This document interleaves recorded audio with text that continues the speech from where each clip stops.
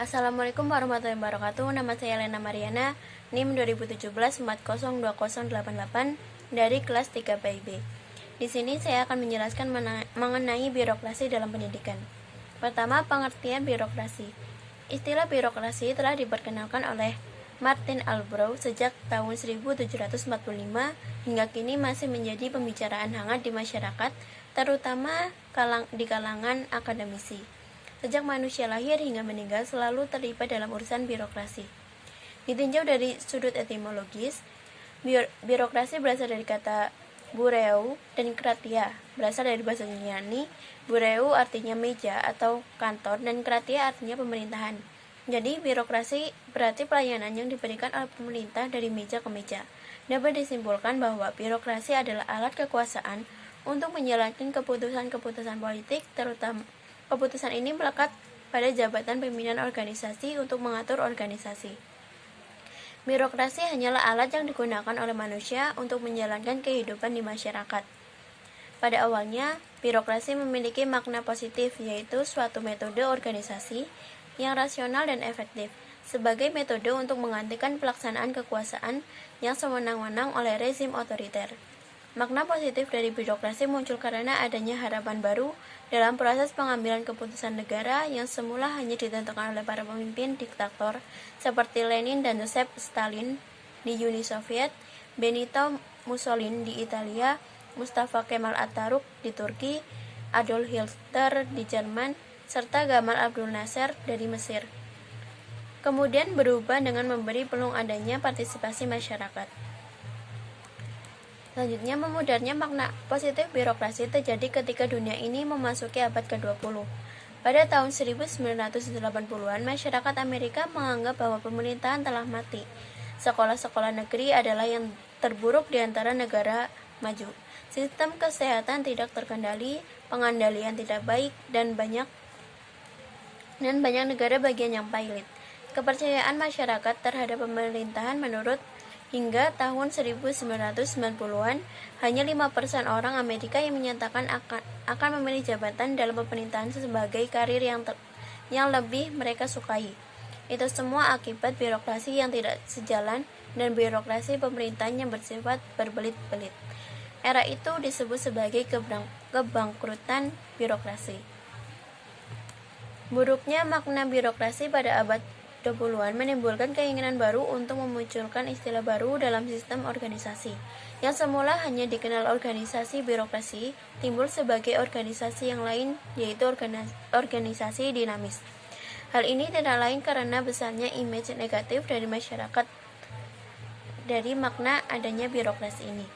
Sejak tahun 1960-an telah dikenal dikotomi antara organisasi birokrasi dan organisasi dinamis. Berikut ini ada tabel beberapa perbedaan antara organisasi dinamis dengan organisasi birokrasi, dapat dilihat pada tabel. Yang pertama, organisasi dinamis itu lingkungan sosial budaya yang cepat berubah atau volatil, sedangkan organisasi birokrasi lingkungan sosial budayanya yang bersifat stabil. Yang kedua, organisasi dinamik itu bersifat dinamis dan proaktif, sedangkan birokrasi itu bersifat lamban dan responsif. Yang ketiga, rantai pengambilan keputusan yang pendek, dan birokrasi ini rantai pengambilan keputusan yang panjang. Yang keempat, organisasi dinamik ini cenderung desentralisasi, dan sedangkan organisasi birokrasi cenderung sentralisasi. Yang kelima, organisasi dinamik interaksi internalnya tinggi, sedangkan organisasi birokrasi koordinasi internalnya tinggi. Yang keenam, organisasi dinamik itu mobilisasi strukturnya tinggi, sedangkan organisasi birokrasi mobilisasi strukturnya rendah. Yang ketujuh, organisasi dinamik mementingkan aspek material daripada formal, sedangkan organisasi birokrasi mementingkan aspek formal daripada material. Buruknya birokrasi menginspirasi Osborne dan Gebler 1995 untuk mewirausahakan birokrasi. Banyak alasan untuk merubah birokrasi menjadi pemerintahan wirausaha. Pertama, munculnya abad informasi di mana setiap orang bisa memanfaatkan informasi secara cepat. Kedua, adanya globalisasi ekonomi di mana batas-batas negara tidak menjadi penting lagi. Yang ketiga, tingginya derajat atau tingginya tingkat persaingan. Yang keempat, tingkat pendidikan masyarakat yang semakin baik sehingga menuntut adanya otonomi dan tidak senang akan komando.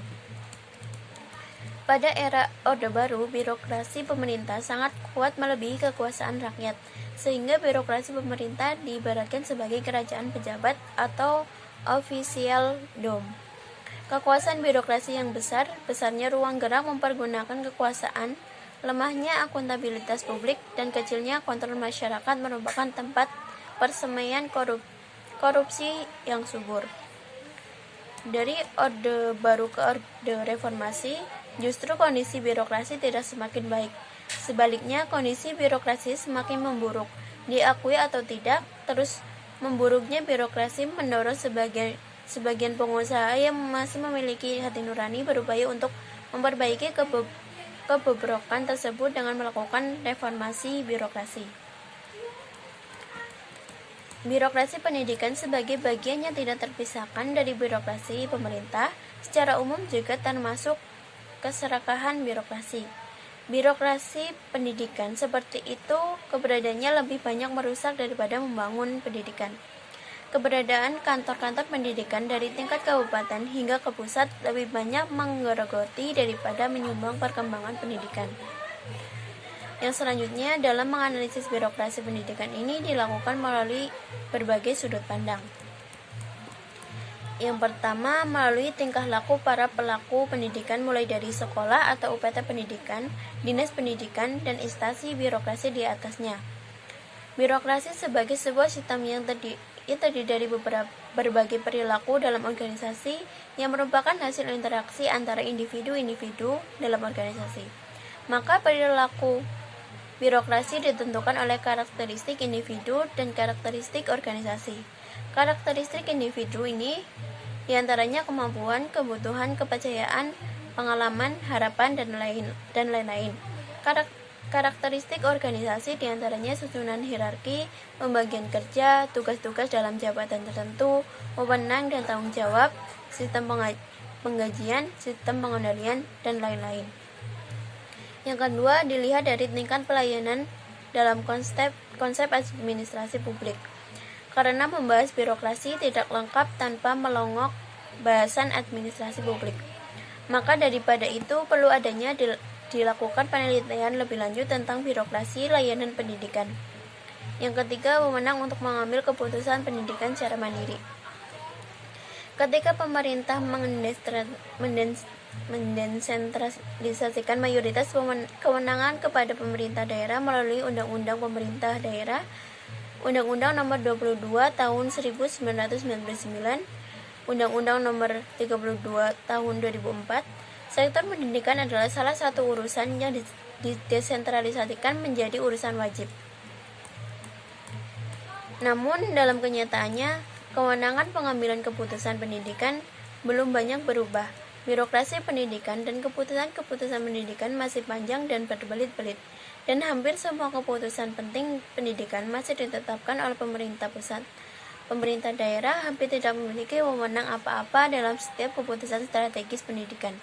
Mulai dari sistem pembiayaan, penilaian, dan kelulusan, semua ditentukan oleh pemerintah pusat, dalam hal ini Kementerian Pendidikan dan Kebudayaan.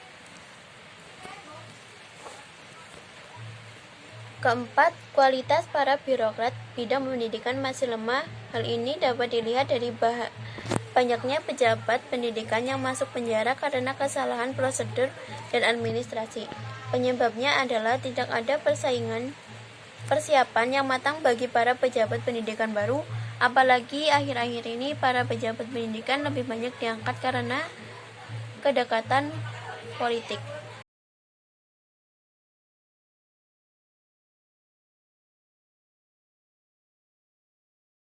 Sekian yang bisa saya sampaikan. Saya ucapkan terima kasih. Semoga apa yang saya sampaikan ini bisa bermanfaat bagi teman-teman.